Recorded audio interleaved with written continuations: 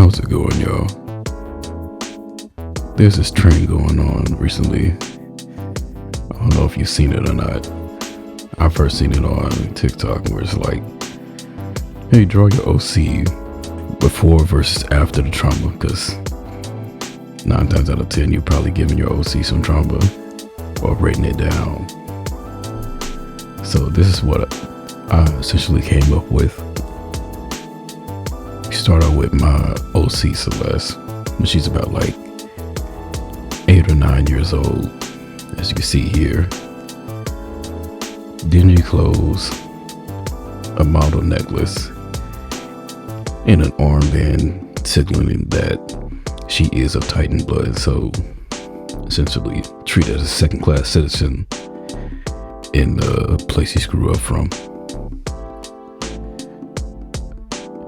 Her hair, as you can tell from like recent recordings or like all the pages in the story so far, is red, but this is actually her natural hair color. It's more like a tan, yellowish, blondish type deal.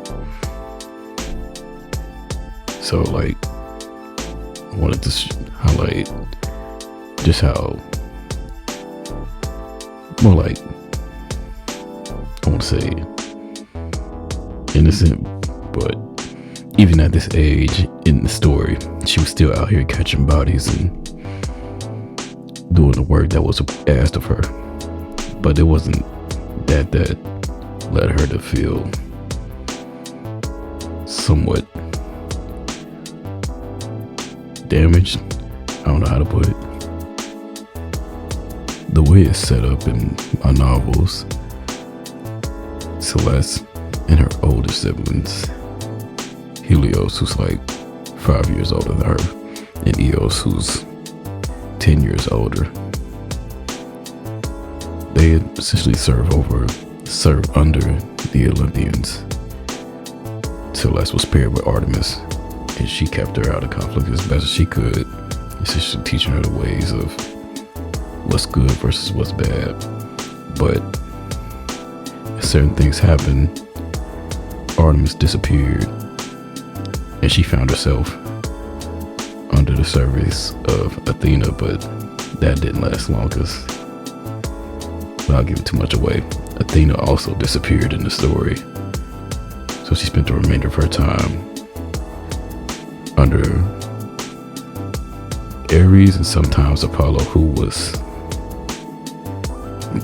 Helios' master. And Eos, unlike many other Titans of the Titan blood, she actually resembled the Titans of old. She was giant, huge even. She towered over the Olympians and everyone else. So she didn't really need a master per se, but she remained diligent and served under whoever needed her. More often than not, she was paired with Dionysus. At least that's how I envisioned it, wrote it down and all that. By the time Artemis had disappeared, Celeste was like 9 years old. She was already a master of combat. She was outshining plenty of folks that were years above her and more experienced. But as it goes, being of that lesser clan, the Titan, she still wasn't received as well as her peers who did far less than her. But it didn't bother her as much. All she cared about was moving on to the next task, going wherever she pleases, and someday venturing across the stars. But there was one who had a vested interest in her, whether for good or bad. It was detrimental to what happened to her here. The one who had this interest, or more curiosity per se, was none other than the emperor himself, Zeus,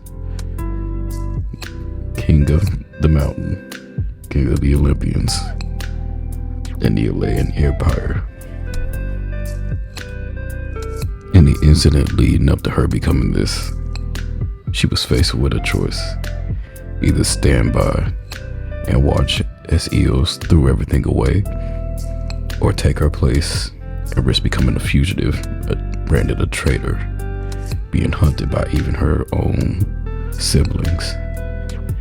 And she made the choice, covered in blood and hunted in her own homeland. With nothing left to do, she ran, and she just kept on running. Like nobody was catching her. Even Zeus, who at this time was one of the strongest deities in existence. He struck her with a lightning bolt, but just casually missed her, only grazing her swords. As things were going into chaos for what she had done, there was one who was on her side, not her brother, not her sister, but Ares of all people. In the ensuing chaos, he made a way for her to escape, relatively unscathed, while others were hunting her every which way up the mountain. He directed her to a shuttle where nobody should have been, and as she made her way off planet, never to be seen for some years, Zeus, noticing her taking off, launched one final bolt before she blasted off. And that was all they seen of her. And ever since then,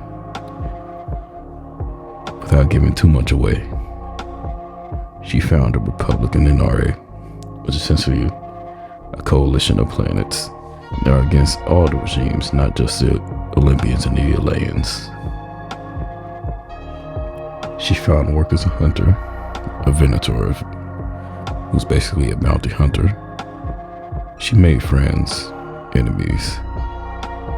She worked for pay, essentially blood for blood, shedding it only when necessary, sometimes even when it was not. But she always thought of home. Eventually, she would make contact again with Helios. But that's a story for another day. So what do you all think about this little insight into Celeste's lore? And also, have you done this trend with your OCs? If not, I highly recommend it. It's a nice break of pace. For those of you that don't draw your OCs often, why not? They're yours. You made them, they're your babies, your children, so to speak. It won't hurt you to draw them every so often. At least that's what I think about it. But that's all for now. Catch you on the next one. Thanks for watching. Stay riding. Peace.